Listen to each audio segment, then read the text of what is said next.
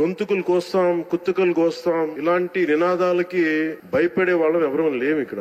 అలాంటివన్నీ చూసే మిమ్మల్ని మీలాంటి వాళ్ళు ఎదుర్కొని ఇక్కడ దాకా వచ్చాం. ఇలాంటి పిచ్చి బెదిరింపులు గాని, పనికి మాలిన బెదిరింపులు గాని దయచేసి చేయకండి. తాటాక చప్పులకి ఇక్కడ ఎవరు భయపడేవారు లేరు. ఇంకా సంస్కారం ఉంది కాబట్టి, మాట మీద గౌరవం ఉంది కాబట్టి ఇంకా చాలా పద్ధతిగా మాట్లాడుతున్నాం.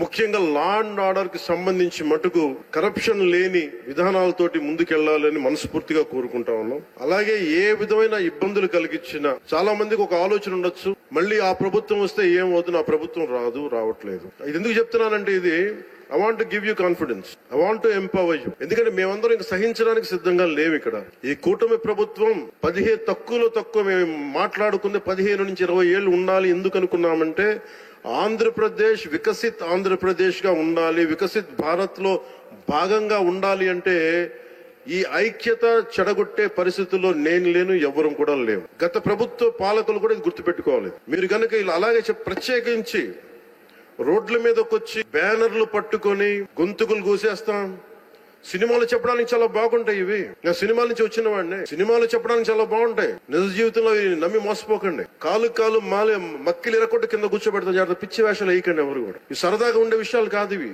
శాంతి భద్రతలను ఏమాత్రం క్షీణిస్తే చిన్నపాటిది కూడా సహించం. మీకు బలంగా తెలియజేస్తాం ప్రజలందరికీ కూడా. పిచ్చి మాటలు మాట్లాడకండి ఎవరు. సరదాగా లేం మేము ఇక్కడ. చాలా దెబ్బలు తిని వచ్చాం ఇక్కడ దాకా. 5 స్టార్ హోటల్స్ లో ఉన్నా కానీ రక్షణ లేని పరిస్థితిలో ఉండేది. రోడ్ల మీదకి లాక్కొచ్చి మహిళలను కూడా వీళ్ళు జైల్లో పెట్టిన వ్యక్తులు. అవన్నీ తట్టుకొని నిలబడ్డామంటే ఇంకా మేము సంస్కారంగా ఉండాలి. With the constitutional guide lines, with in the frame work of law ఉండాలి. కాబట్టి చాలా పద్ధతిగా మాట్లాడుతున్నాం. ఇప్పుడు పవన్ నాయుడిని రాజకీయ నాయకుడిగా మేము గుర్తించట్లేదు. మేమైనా ఏడ్చామా? పవన్ నాయుడు మమ్మల్ని గుర్తించని ఎవరు బాధపడలేదు కదా.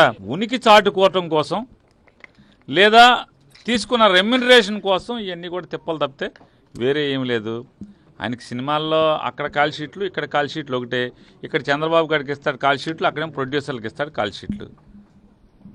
రకరకాలుగా మీరు మొత్తం ఆయన రాజకీయాల్లోకి వచ్చిన కాడి నుంచి ఆయన మాట్లాడిన మాటలన్నీ ఒక్కసారి వెనక్కి తిరగేసుకుంటే ప్రతి మాట ఆయన చెప్పింది రోజుకు ఒక మాట, గంటకు ఒక మాట, పూటకు ఒక మాట. ఈ గంటకి పూటలకి రోజులకి మాటలు మార్చే వాళ్ళని ఏమంటారు? బాగా తెలుగు భాష పండితుడు ఆయనే కాబట్టి ఆయన ఏమంటారో ఆయనే తెలుసుకుంటే సరిపోద్ది. ఇవాళ మాట్లాడే రకరకాల మాట్లాడతాడు. అమిత్ షా గారు చాలా కరెక్ట్ ఈ దేశానికి అంటాడు. అంటే ఏంటి? అమిత్ షా గారు పార్టీ కలిపేమన్నాడు. జనసేన పార్టీని అమిత్ షా గారు బీజేపీలో కలపమన్నాడు. అమిత్ షా గారు కరెక్ట్ అంటే ఏంటి? జనసేన పార్టీని ఇప్పుడు కలిపేస్తున్నాడా? అంతే కదా. అమిత్ షా గారు కరెక్ట్ అంటే ఏంటి? జనసేనని బీజేపీలో కలిపేమన్నాడు, కలిపేస్తున్నట్టే కదా. కాబట్టి అది ఏ రకంగా ఏంటనేది నోటుకు వచ్చింది మాట్లాడినట్టు, పూనకు వచ్చినట్టు మాట్లాడినట్టు ఇవన్నీ గొప్ప అనుకుంటాడు. సినిమాల్లో బాగుంటాయి హావభావాలు, ఎమోషన్స్. ఎందుకంటే రివైండ్లో అవి ఉండవు. సినిమా హీరో ఏది చెప్తే అదే క్లాపు కట్టు.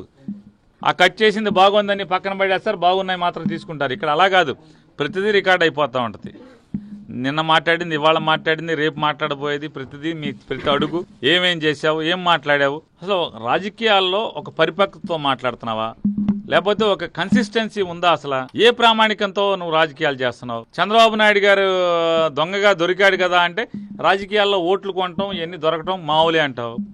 పోలవరంలో అవినీతి జరుగుతుంది కదా అంటే డెవలప్మెంట్ యాక్టివిటీస్లో అవినీతి అనేది చేతులు మారటం అనేది సహజం అంటావు. అంటే నీకు రెమ్యునరేషన్ ఇచ్చి నీ దగ్గర కాల్ షీట్లు తీసుకునే వాళ్ళ ప్రభుత్వంలో మాత్రం ఏది జరిగినా కూడా కవరింగ్ చేస్తావు.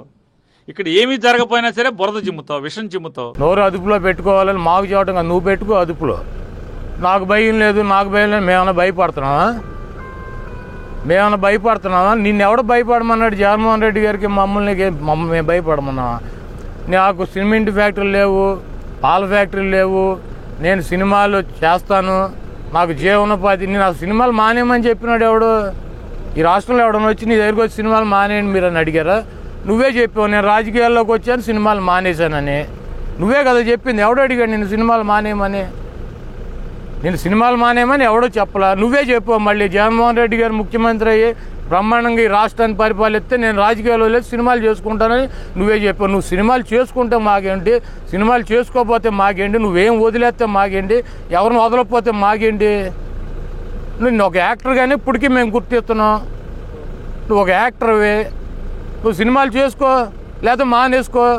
నువ్వే కదా చెప్పింది, సినిమా చేస్తానని చెప్పింది నువ్వే, సినిమా మానేశానని చెప్పింది నువ్వు. ఎందుకు పనికి మాలిన మాటలు?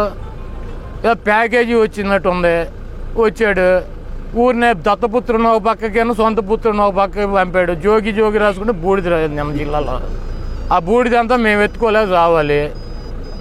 ఎందుకు పనికి మాలిన మాటలు? శివలింగాలు అంటాడు, బోడి లింగాలు అంటాడు, కోడి అంటే ఏదో చెబుతున్నాడు.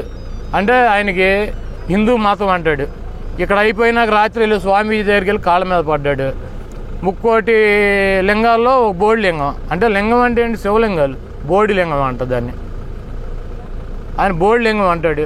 మేము అంత నీచంగా శివలింగాలని, బోడి లింగాలు, బొక్కలింగాలని నేను మాట్లాడలేను. ఎందుకంటే మాకు మతాలంటే హిందూ మతమైనా, క్రైస్తవ మతమైనా, ముస్లిం అయినా ఏదైనా ఉంది.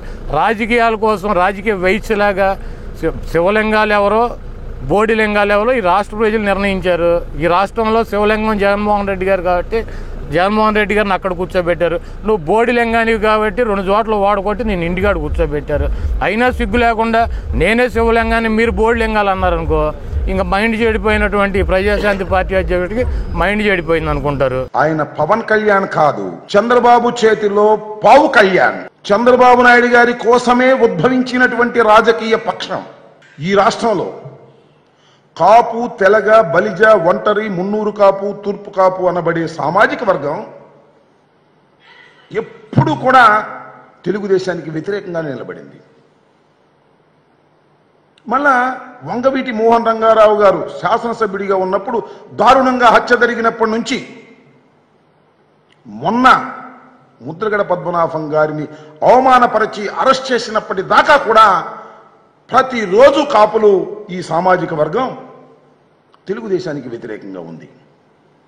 వాళ్ళ చంద్రబాబు నాయుడు గారు వేసిన గ్యాలానికి, ఈ కాపుల్ని పట్టుకోవాలని చంద్రబాబు నాయుడు గారు వేసిన గ్యాలానికి ఎర మాత్రమే పవన్ కళ్యాణ్, మరొకటి కాదని మనం వచ్చేస్తున్నాం. అందుకనే ఆయన చెప్తున్నాడు, నేనెప్పుడు ముఖ్యమంత్రి కావాలని అనుకోను. ఎందుకు అనుకుంటావు?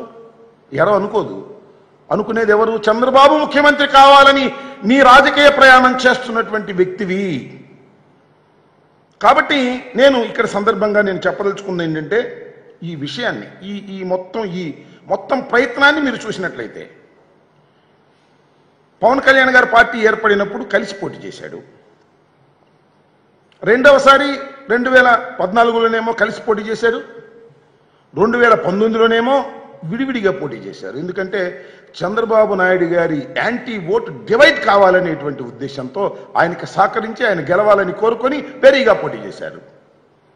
మళ్ళా ఇప్పుడు ఏం చేయబోతున్నాను అనేది మొన్నే చెప్పాడు. ఏం చేయబోతున్నాడు?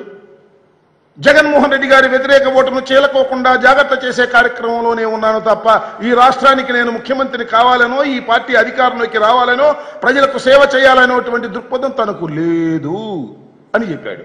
దీన్ని బట్టి అర్థమవుతుంది ఏంటి? ఎరగదైనా